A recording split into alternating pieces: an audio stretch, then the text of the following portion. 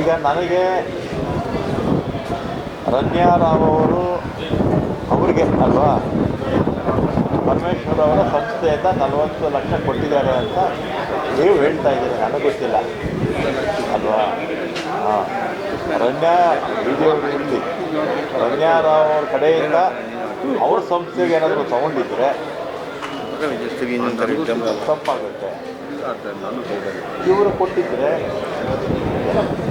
ನನಗೆ ಗೊತ್ತಿಲ್ಲ ವಿಚಾರ, ಕೊಟ್ಟಿದ್ದರೆ ಸಾಲ್ವಾಗಿ ಕೊಟ್ಟಿರ್ಬೋದು, ನನಗೆ ವಿಚಾರ ಗೊತ್ತಿಲ್ಲ. ಆಮೇಲೆ ಕಳೆದ 11 ವರ್ಷದಲ್ಲಿ ನಮ್ಮ ದೇಶದಲ್ಲಿ ಇಡಿನ ದುರ್ಬಳಕೆ ಮಾಡಿಕೊಂಡಷ್ಟು ಸ್ವಾತಂತ್ರ್ಯ ಬಂದಾಗಲಿಂದಲೂ ಕೂಡ ಸುಮಾರು 70 ವರ್ಷ ಯಾರೂ ಕೂಡ ಮಾಡಿರಲಿಲ್ಲ, 67 ವರ್ಷ ಅಲ್ವಾ.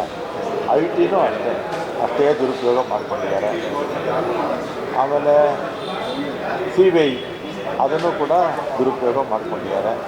ನೋಡಿ, ಛಗನ್ ಭುಜಬಲ್ಗೆ ಅಷ್ಟೆಲ್ಲ ಬೈತಾ ಇದ್ರಲ್ಲ ಅವರು, ನೆನ್ನೆ ಅವರಿಗೆ ಮಂತ್ರಿ ಸ್ಥಾನ ಕೊಟ್ಬಿಟ್ರು, ಅವ್ರ ಮೇಲೆ ಕೇಸ್ ಹಿಡಿತು, ಎಲ್ಲ ಕ್ಲೀನ್ ಚಿಟ್ ಕೊಟ್ಬಿಟ್ರು.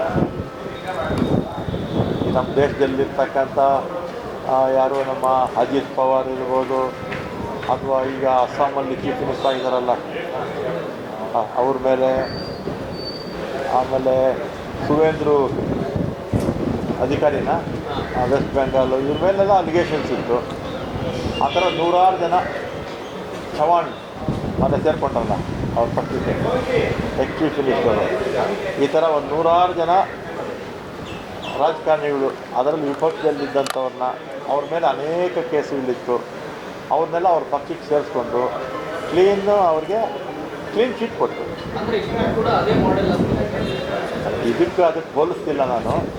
ಯಾವ ರೀತಿ ITನ ಇಡಿನ ಮತ್ತು CBIನ ದುರುಪಯೋಗ ಮಾಡ್ಕೊಳ್ತಾ ಇದ್ದಾರೆ ಮೋದಿಜಿಯವರ ಸರ್ಕಾರ ಅಂತ ಹೇಳ್ತಾ ಇದ್ದೀನಿ.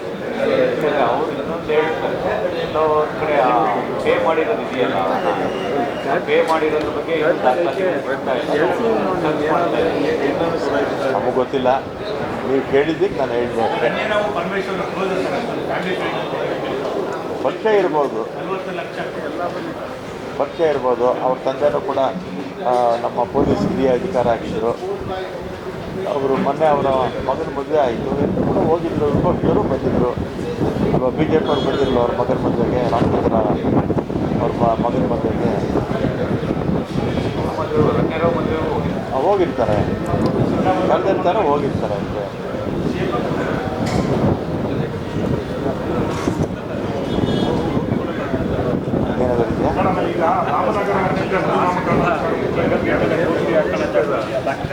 ರಾಮನಗರ ಜಿಲ್ಲೆಗೆ ಬೆಂಗಳೂರು ದಕ್ಷಿಣ ಜಿಲ್ಲೆ ಆಗಬೇಕು ಅಂತ ಹಿಂದೆ ಒಂದ್ಸಲಿ ಕ್ಯಾಬಿನೆಟಲ್ಲಾಗಿ ಇನ್ಫಾರ್ಮಲ್ಲಾಗಿ ಆಗಿತ್ತು.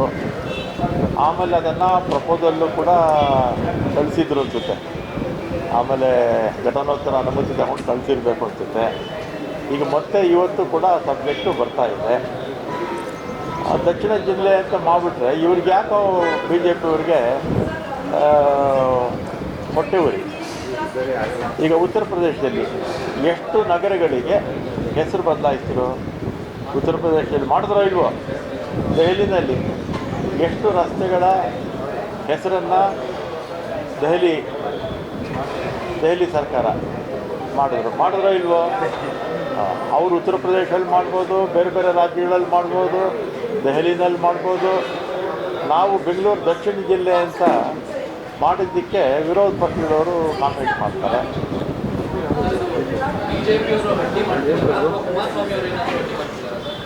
ಇಬ್ಬರು ಅನಿಸುತ್ತೆ. ಹೆಸರಲ್ಲಿ ಏನಿದೆ? ಆಮೇಲೆ ಇನ್ನೂ BJP ಅವರು ಹೆಸರು ಬದಲಾವಣೆ ಆದ ತಕ್ಷಣ ಏನೋ ಇದು ಲ್ಯಾಂಡ್ ಮಾಫಿಯಾ ಅಂತ ಹೇಳ್ತಾರೆ.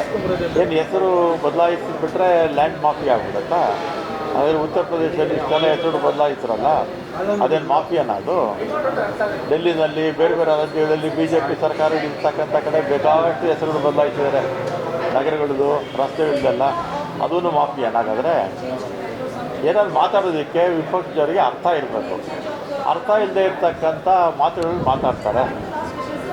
ಇದು ವಿರೋಧ ಪಕ್ಷದವರು ಎಲ್ಲ ಬುದ್ಧಿವಂತರಿದ್ದಾರೆ, ಅದು ಸ್ವಲ್ಪ ಕಾಮನ್ ಸೆನ್ಸ್ ಸರಿಯಾಗಿ ಬಳಸ್ತಿಲ್ಲ.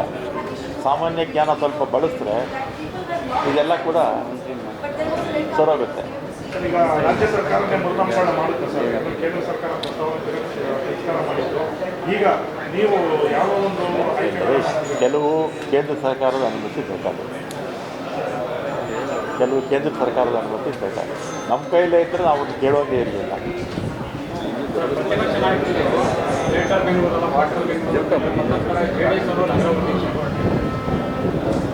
Water Bengaluru greater water Bengaluru ಅಂತ ಕರೆದಿದ್ದಾರೆ. ಗ್ರೇಟರ್ ಬೆಂಗಳೂರನ್ನ ವಾಟರ್, ನಮ್ಮ ಅಶೋಕ್ ಅವರು ವಾಟರ್ ಬೆಂಗಳೂರು ಅಂತ ಕರೆದಿದ್ದಾರೆ. ಆಮೇಲೆ ಗ್ರೇಟರ್ ಬೆಂಗಳೂರಲ್ಲ, ಇದು ಲೂಟರ್ ಬೆಂಗಳೂರು ಅಂತ ಕರೆದಿದ್ದಾರೆ ಅಲ್ವಾ ವಿಪಕ್ಷದವರು ಅದು ಭಾಷೆ ಮೇಲೆ ಹಿಡಿತಾ ಇಲ್ಲ. ಅವ್ರಿಗೆ ಯಾವ ಮಾತು ಮಾತಾಡಬೇಕು ಅನ್ನೋದು ಅವ್ರಿಗಿನ್ನೂ ಬರ್ತಿಲ್ಲ. ಯಾವುದು ಒಂದು ತೂಕವಾಗಿರಬೇಕು ಮಾತಾಡಿದ್ರೆ ವಿರೋಧ ಪಕ್ಷದವರು.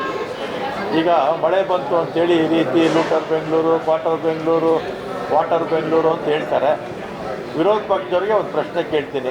3 ವರ್ಷಕ್ಕೆ ಮುಂಚೆ ಇಡೀ ಈಸ್ಟ್ ತಾಲೂಕು ಅಂದರೆ ಮಹದೇವಪುರ ಬರುತ್ತೆ, ಆಮೇಲೆ KR ಪುರಂ ಬರುತ್ತೆ, ಸಿ ವಿ ರಾಮನ್ ನಗರ್, ಇದೆಲ್ಲ ಮಳೆಯಿಂದ ತುಂಬೋಗಿತ್ತೋ ಇಲ್ವೋ? 10 ಅಡಿ ನೀರು ತುಂಬಿತ್ತು. ಅದು ಇದ್ರ ಬಗ್ಗೆ ಏನು ಮಾತಾಡೋದಿಲ್ಲ ಅವರು. ಆಮೇಲೆ ಹೈಕೋರ್ಟು 2 ವರ್ಷಗಳ ಕಾಲ ಪಾಟ್ ಹೋಲ್ಸ್ನ ಮಾನಿಟ್ರ್ ಮಾಡ್ತಾ ಇತ್ತು. ಪ್ರತಿ ತಿಂಗಳು ಕಮಿಷನ್ ಕರೆಸಿ ಎಷ್ಟು ಪಾಟ್ ಹೋಲ್ ಮುಚ್ಚಿದ್ದೀರಾ ಅಂತ ಚಿಕ್ಕ ಮಕ್ಕಳಿಗೆ ಕೇಳ್ದಂಗೆ ಹೈಕೋರ್ಟಲ್ಲಿ ಚಿಕ್ಕ ಮಕ್ಕಳ ಥರ ಹೇಳಿಸ್ಕೊಳ್ತಾ ಇದ್ರು 2 ವರ್ಷಗಳ ಕಾಲ. ಬೆಂಗಳೂರಿನ ಗಾರ್ಡನ್ ಸಿಟಿನ ಗಾರ್ಬೇಜ್ ಸಿಟಿ ಅಂತ ಮಾಡಿದ್ದೇ BJP ಅವರು ನಮ್ಮ ಬಗ್ಗೆ ವಾಟರು, ಲೂಟರು ಅಂತ ಮಾತಾಡ್ತಾರೆ. ಈ ಪದಗಳೆಲ್ಲ BJP ಅವರಿಗೆ ಅನ್ವಯಿಸುತ್ತೆ.